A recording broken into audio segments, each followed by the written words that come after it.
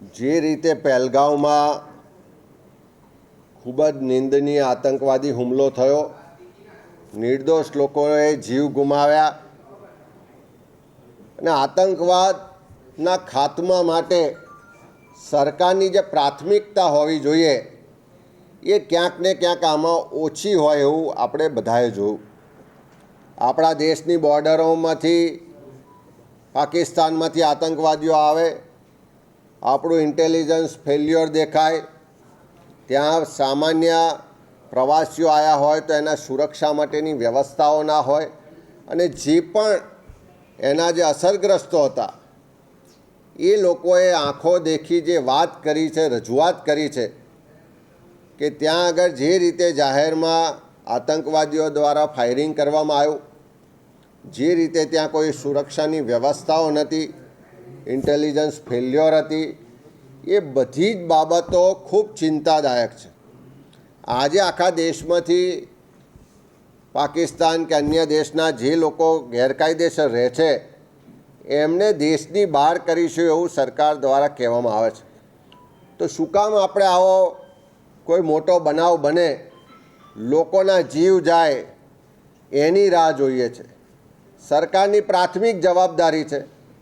તમારી પાસે આઈબી છે, આટલું મોટું પોલીસ તંત્ર છે, ગૃહ વિભાગ છે, કોઈ પણ વ્યક્તિ દેશમાં ગેરકાયદેસર રીતે રહેતો હોય તો એને આઈડેન્ટિફાઈ કરી અને એની સામે કાર્યવાહી કરવાની પૂરી જવાબદારી સરકારની છે। ત્યારે એવા જે પણ લોકો ગેરકાયદેસર કૃત્ય કરવાવાળા, આતંકવાદને પ્રોત્સાહન આપવાવાળા આ દેશમાં ક્યાંય પણ હોય તો બધાને શોધે, એની જવાબદારી કે એની પર કાર્યવાહી કરે અને સરકાર ખાલી બનાવો બને આવા લોકોના જીવ જાય એની રાહ જોયા વગર એની જે જવાબદારી છે, જે રાજધર્મ છે, બરાબર નિભાવે। મેં પહેલાં જ કહ્યું કે કોઈ પણ દેશનો વ્યક્તિ હોય, આ દેશના કાયદા વિરુદ્ધ ગેરકાયદેસર રીતે ભારતમાં રહેતા હોય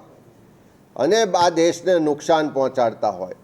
ક્યાંક આતંકવાદની પ્રવૃત્તિઓને કે બીજી અનૈતિક પ્રવૃત્તિઓ સાથે જોડાયેલા હોય,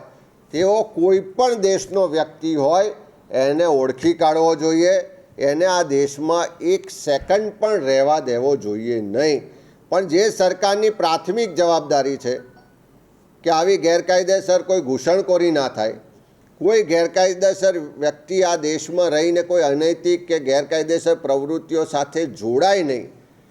એ સતત જોવાની જવાબદારી પોલીસ તંત્રની, હોમ ડિપાર્ટમેન્ટની, આઈબીની છે।